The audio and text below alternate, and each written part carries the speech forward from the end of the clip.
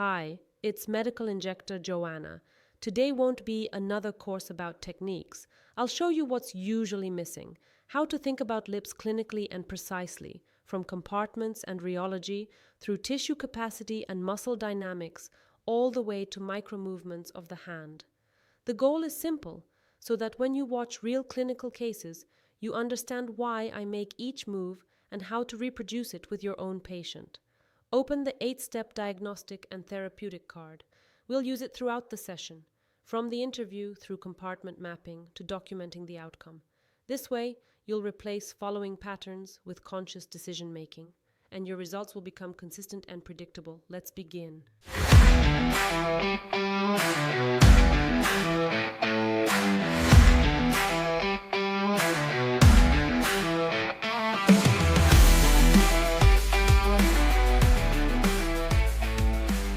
Now that we understand the natural lip shapes, we can move on to the aesthetics of lip modeling. Research is very clear about one thing. The key isn't volume or how much we enlarge the lips, but proportion. In 2024, a study conducted at Erasmus University in Rotterdam emphasized that the most attractive faces are those where the lower lip is noticeably, yet subtly, fuller than the upper one. Interestingly, this isn't a universal rule. Participants from Europe preferred a more natural, moderate enhancement, while respondents from the Middle East and South Asia were more open to fuller proportions. An even more detailed study, published on SciPost, explored this further. 200 participants evaluated digitally modified images of the same woman's face. Researchers adjusted 3 parameters: the total lip volume, the upper to lower lip ratio, and the height of the upper lip in relation to the width of the so-called hemilip. And here's the most important part. The most attractive lips were those where the upper lip occupied about 20-25% of the hemilip width. Once it exceeded 30%, perceived attractiveness dropped significantly. As for the upper to lower lip ratio, the highest ratings were given to proportions following the golden ratio, approximately 0.618:1, as well as the classic 1.1 balance. When the upper lip dominated the lower one, faces were rated as less aesthetically pleasing. In practice, this means that beautiful lips don't follow the rule the more the better. They follow the rule of harmony, the gently fuller lower lip, a balanced upper lip height, and proportions that align with facial physiology. And one more thing, what we perceive as beautiful largely depends on culture and patient expectations. That's why I encourage you to explore these studies. I've included direct links in the downloadable presentation. Have you ever heard the term heterogeneous tissue response? It sounds scientific, but it describes something every practitioner sees in the clinic. The same 1 milliliter of filler can give a subtle natural result in one patient, and a completely different one in another. Different shape, different distribution, different longevity of the effect, and that's not theory, it's fact. Why does this happen? Because the outcome doesn't depend on the number of milliliters in the syringe, but on how the product interacts with each patient's individual tissue. In other words, dose doesn't equal effect. Patients often say, "My friend had 1 milliliter, so I want one too." But 1 milliliter in one person may mean a subtle change, while in another it can look exaggerated. That's why we shouldn't talk only about the volume in milliliters, but about the range of tissue response. And here we have solid evidence. In 2021, Urdiales Galvez and colleagues in the Journal of Cosmetic Dermatology studied 60 patients. Using ultrasound imaging, they identified 4 types of hyaluronic acid filler patterns, from homogeneous to heterogeneous and mixed.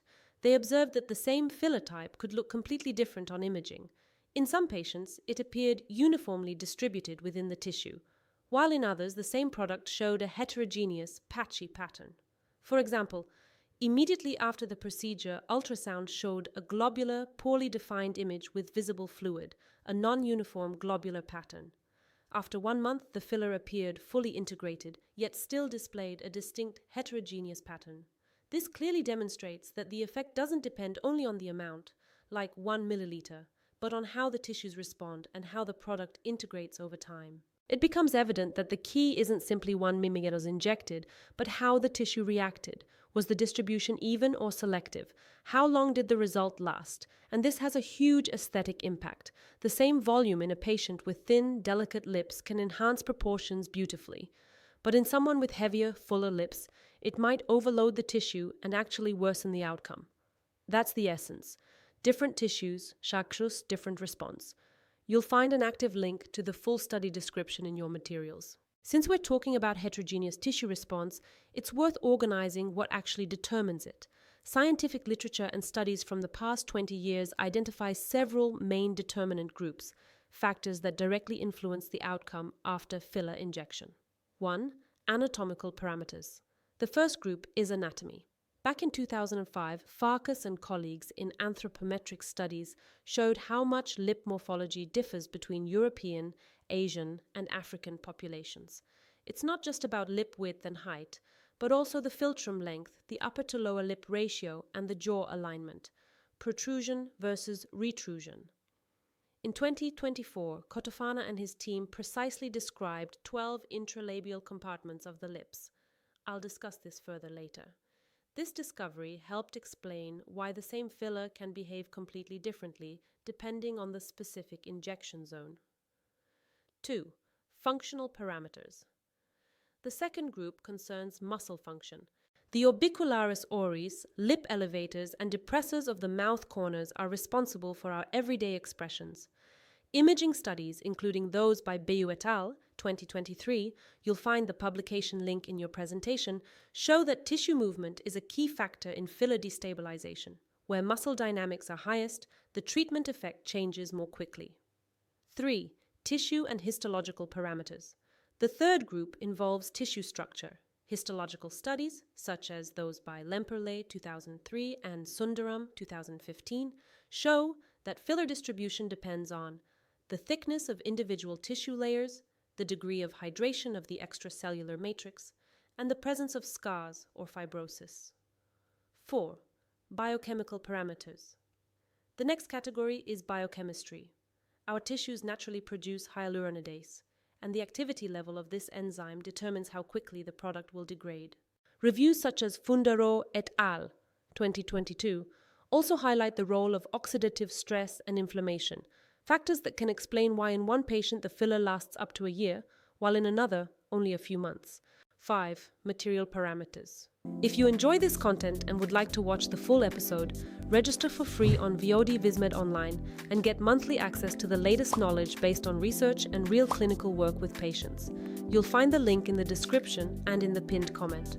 Additionally, with the code START, you can access your first month for a symbolic 2 in your local currency.